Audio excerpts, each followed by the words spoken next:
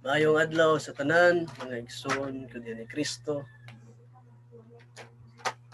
Usbon ko sa kanatong tanan maayong bagong tuig ug maghinaot ko nga ana kita sa maayong kondisyon sa tuwang panahon karon. Mga igsoon, nahumana ang atong mga kaagi isip usa ka tuig nga pagsakripisyo diining panahon sa pandemic. Unta sa kaning bag-ong panahon, bagong tuig, kita magmadasigon kanunay diya sa pagpadayon sa pagpanginabuhi alang-alang sa atong tagsa-tagsa ka pamilya, mga ato ang kagalingong katungod o diha labi na sa atong pagpangalagad diha sa atong buhing Dios. Bagong tuig unta kini makahatag kanatong kadasig kanunay sa pagsagubang sa mga panghitabo sa kinabuhi. Ilabi na nining atong panahon karon nga nagkadiiyang mga problema sa tuwang syudad, sa tuwang pamilya o sa tanan nga katawhan nga naapektuhan ining pandemic. Manghinaot ta nga kini sa magpadayon unta mahunong og makaplagan na unta ang kahapsay ug kahimsog sa atoang panahon. Karong adlaw mga igsoon, akong ipaambit kaninyo ining mahitungod sa matuod nga iglesia subay sa matuod nga Biblia. Unsay giingon nga ang uban dili makakuha nining kitawag nga matuod nga iglesia kung tagaan natog kahulugan kini nagapasabot nga katawhan nga pinili sa Dios apan dili nato ikalalis nga kining gitawag nga iglesia dili lamang pundok sa katawhan sa Dios kundi ato usab matagaan og pagsabot nga kini usa ka balay isip gingharian sa atong Dios.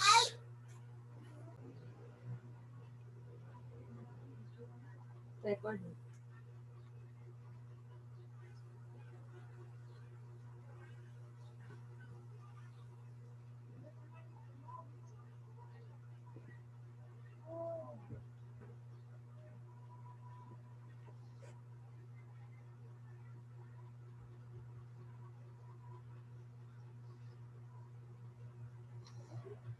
Nag-record na. Aniya ang usa ka diskusyon nga atong ipaambit kaninyo karong adlaw mga igsoon ko diha ni Kristo. Mahitungod nining ang matuod nga iglesia subay sa Biblia. Atong hinumduman nga base sa atong bagong research karon nga kapin 44,000 ka mga relihiyon nga nitungha sa atong panahon ug sa atong kalibutan. Kini magahatag kanatog masaag ang atong pagsabot ug paghunahuna kung diin asa ang matuod nga iglesia nga tinukod gayud sa atong Ginoong Hesukristo sa dihang sa panahon nga siya buhi pa uban sa iyang mga apostoles. Unsa una to kini pagsubay sa pag-utingkay sa pagkakaplag sa matuod nga iglesia nga anaa diha sa Biblia ug kini tinukod gayud sa atong Ginoong Hesukristo. Diha sa balaang Biblia ato ang mabasa ug makita diha sa basahon ni propeta Daniel sa iyang panagna nga ang Dios sa langit magatukod gayud sa iyang gingharian dinhi sa yuta ug kining gingharian walay katapusan or walay pagkabugto. Sa unsa mang katuparan or matawag nato nga katumanan sa maong tagna atong patubagon mismo ang Biblia. Dili kita mo personal nga pagtubag niini nga pangutanaha kay tungod kini kung atong ihulog sa personal, mahulog kini magkawatak-watak nga ato ang pagtuo o nga ato ang pagsabot sa maong Biblia. Kung dili atong Biblia, ang Biblia mismo atong patubagon. Atong basahon diha sa basahon ni Propeta Daniel sa iyang panagna nga ang Dios tukod gayud sa iyang gingharian. In the lifetime of those kings, the God of heaven will set up a kingdom that shall never be destroyed or delivered up to another people. Rather, it shall break in pieces all these kingdoms and put an end to them, and it shall stand forever. Klaro diha sa basahon ni Propeta Daniel, mismo diha sa iyang sulat, sa iyang panagna, nga ang Dios, ang buhi nga Dios sa langit, magatukod o gingharian nga walay pagkaguba o walay pagkabungkag o kining gingharian mulungtad hangtod sa kahangturan. Si kinsa man ang natagaan o katumanan sa maong panagna sa atong propetang Daniel nga kun sa diin iyahang nakita diha sa iyang panlangtawon nga ang Dios nga buhi sa langit magatukod gayud nining iglesia or gingharian nga walay pagkatapos.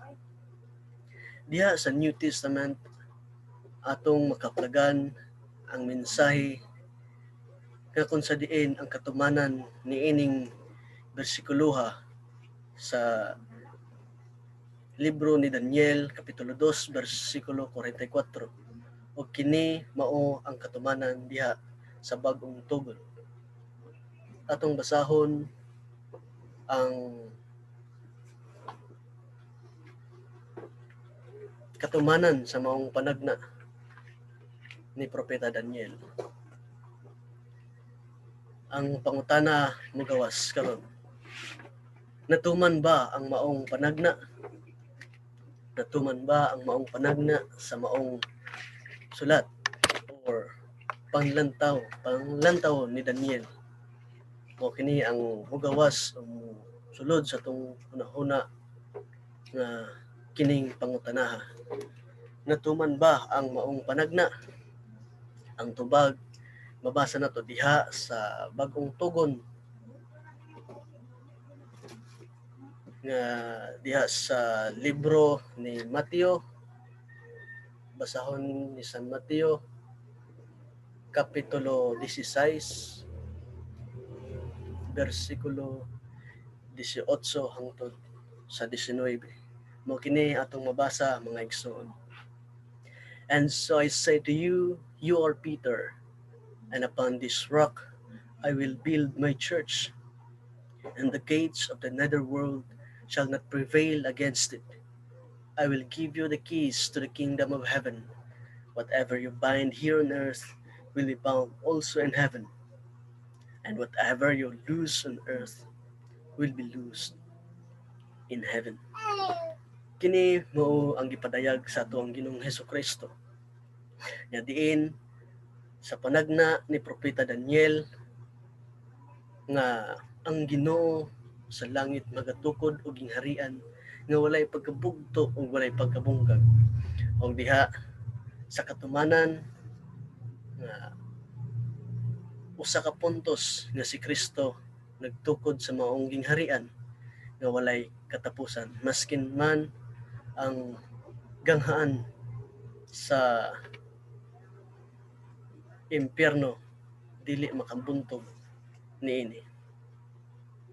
Klaro kayo mga igsoon nga ang Dios sa iyahang panahon si Hesukristo nagtukod og usa lamang ka iglesia, usa lamang kabalay o kining iglesia ang gingharian nga walay katapusan. Mao kini ang gingharian nga tinukod o kinahanglan nga kutob sa mutuo kaniya kay nahanglan makisakop niining gitawag nga iglesia.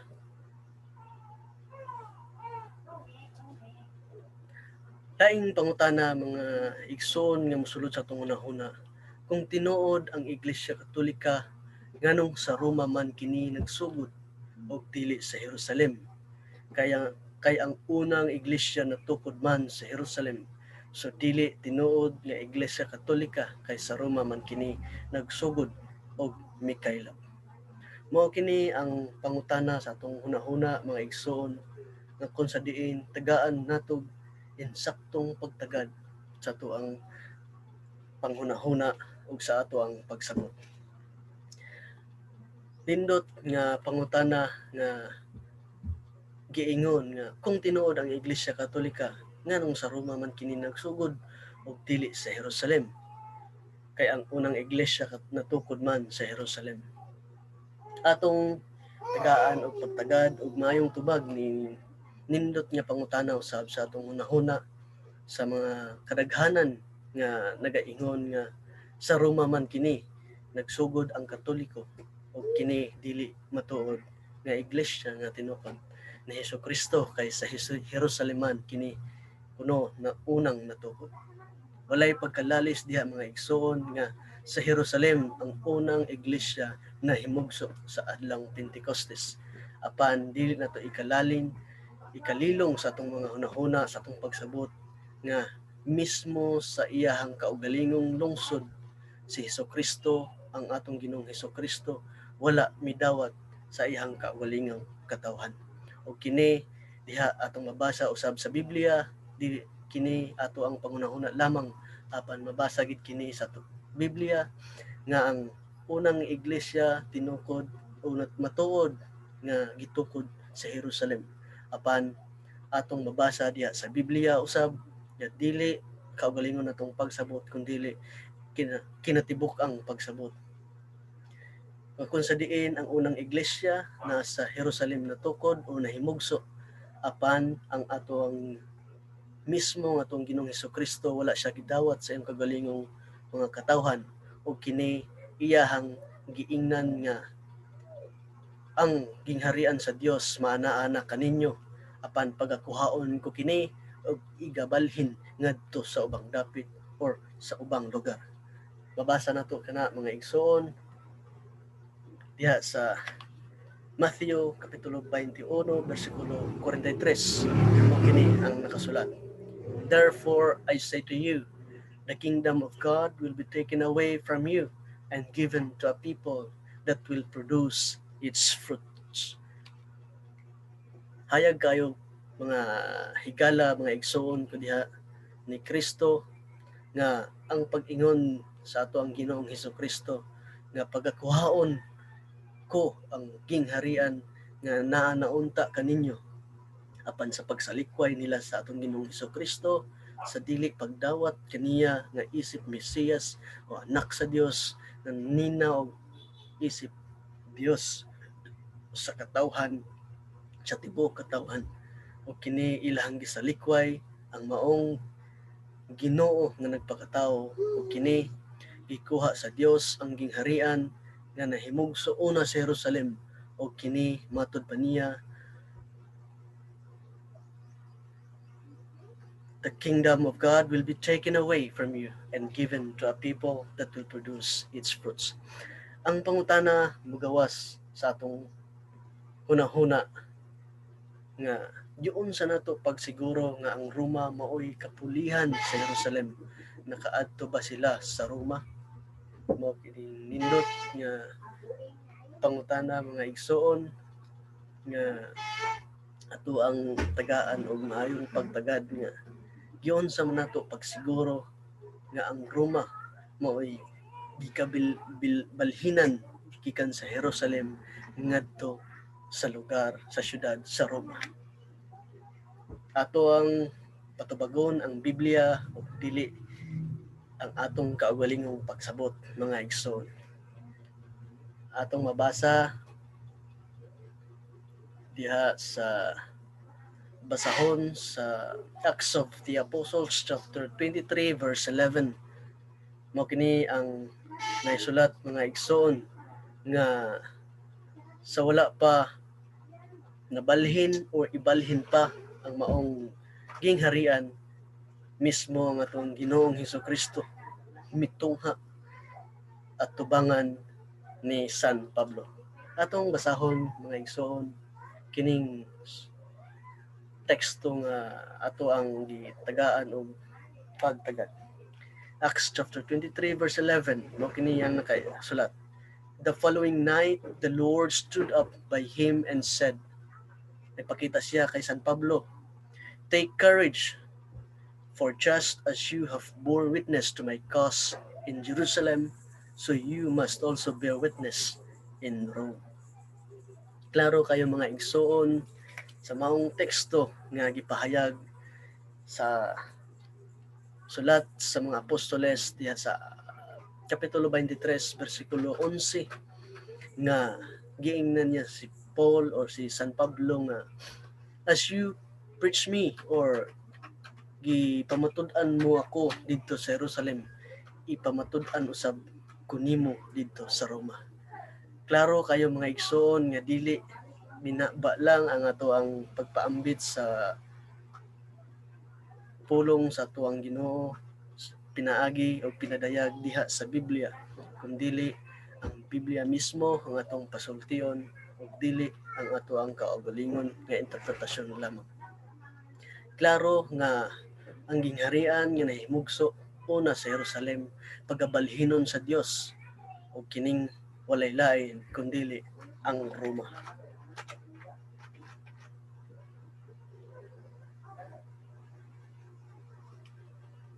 Mao kini ang usa nga mutungha sa ato ang hunahuna. Lugar nga kung sa diin magkabunga di kining dapita. Asa kini dapita? Tinuod ba nga kini gipunto sa Roma? Diha sa Roma kapitulo 1 bersikulo 7 hangtod sa 8. To all the beloved of God in Rome, called to be holy, grace to you and peace from God our Father and the Lord Jesus Christ. Unsa kuno mga igsoon, klaro nga called to be holy. Mao kini ang usa ka bunga ti mailhan sa matuod nga simbahan. Holy nga diha sa mga pagtuo nga diha sa taga Roma ni kaylap ang ilang pagtuo ug kini niabot hangtod sa tibuok kalibutan. Klaro kini mga igsoon nga mugawas usab nga kung nakaabot sila sa Roma, kinsang tawhana nga mianhi sa Pilipinas aron sa pagdala sa maong Iglesia Katolika. Mao kini ang ato ang pag-asayron mga igsoon na kung wala kita utingkay sa to ang balaang Biblia, malisod gayod sa pag-utingkay sa kamatuoran. Pan kung ato kining paningkamutan, tagaan nato saktong panahon sa pag hinay-hinay, sa pagkat-on diha sa minsay sa atong Ginoong Hesukristo, walay imposible o walay imposible nga dili kini makaplagan. Kung nakaabot sila sa Roma, ang mga apostoles, kinsang tawhana nga mianhi sa Pilipinas aron sa pagdala sa mga Iglesia Katolika. Kabalo man kita nga ang Kristyanidad nahitungod nilang Magellan. O klaro kayo nga si Magellan taga Espanya ug dili taga Roma. Mao kini nga atong tagaan og pagtagad mga igsoon nga kinsang tawhana nga mianhi gayod sa Pilipinas, kinsang disipuluha nga nakaadto ba sa bisan asa nga lugar hangtod nga nakaabot sa Pilipinas. Ato ang basahon mga igsoon kining sulat ni San Pablo ngadto sa taga Roma, kapitulo 15 bersikulo 24 hangtod sa 28. Mao kini ang nakasulat mga igsoon. I hope to see you in passing as I go to Spain and to be sent on my way there by you, after I have enjoyed being with you for a time. Now, however, I am going to Jerusalem to minister to the holy ones. For Macedonia and Achaia have decided to make some contributions for the poor among the holy ones in Jerusalem. They decided to do it, and in fact, they are indebted to them. For if the Gentiles have come to share in their spiritual blessings, they ought also to serve them in material blessings. So when I have completed this and safely handed over this contribution to them, I shall set out by way of you to Spain. Kinsa kuno mga igsoon nga nakaadto sa Spain, sa Espanya, bago sa pa si Magellan nakaanhi sa Pilipinas.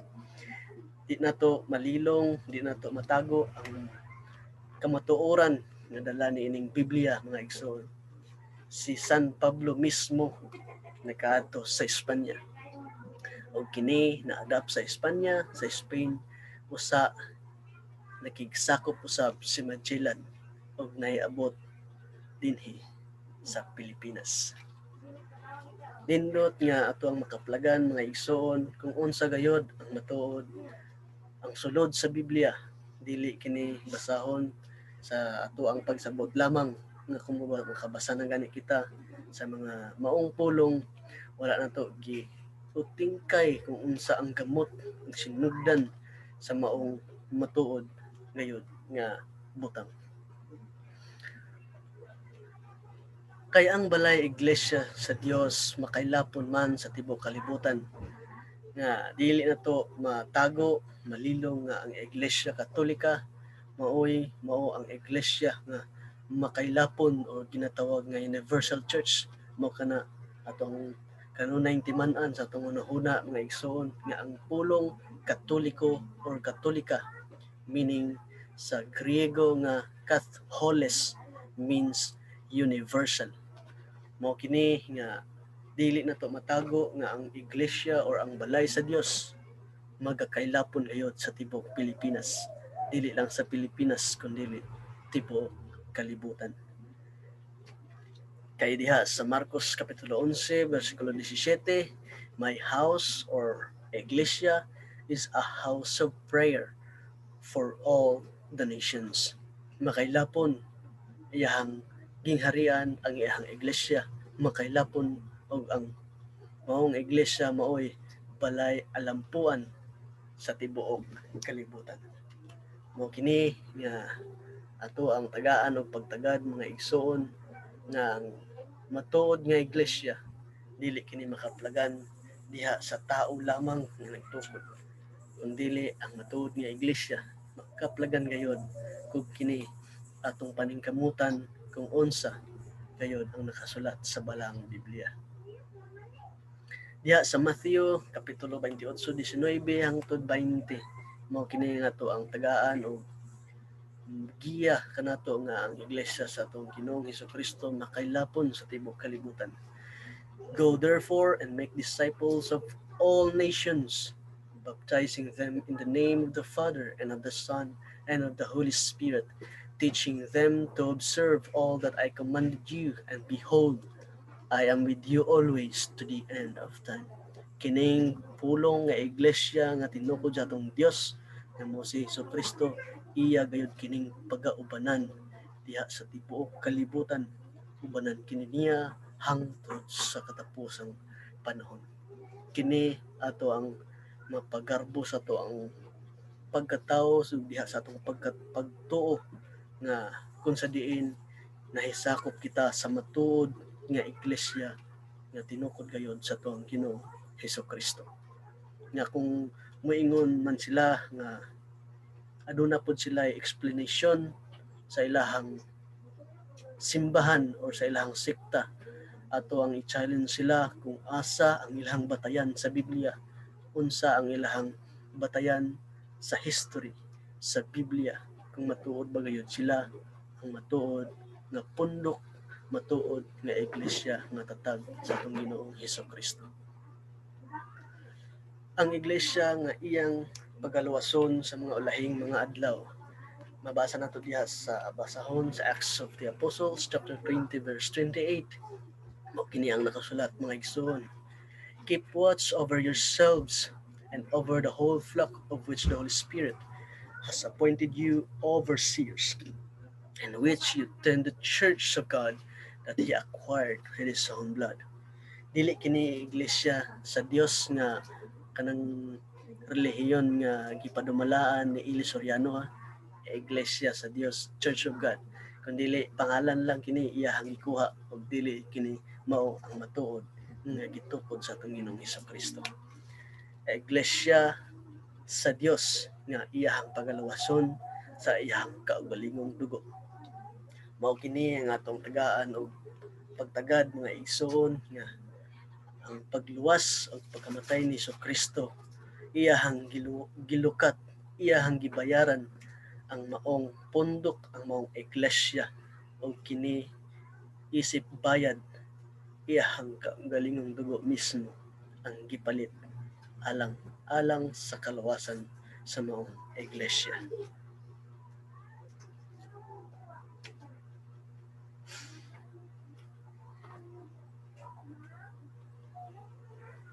Salamat mga igsoon, sa sunod higayon ato ang papaningkamutan nga aduna na pud usab kitay mapaambit sa ato ang mga igsoon nga pagtuong Katoliko nga unta atong lamdagan ang atong mga nahuna labi na sa atong pagtuo diha sa atong simbahan. Kay kini mao ang importante sa magpadayon man kita sa pagpanginabuhi, magpadayon usab kita sa pagserbisyo o pag-alagad sa atong Ginoong Hesukristo pinagi sa iyang katawhan na dapat natong pagasilbihan. Daghang salamat o maayong bagong tuig kanatong tanan.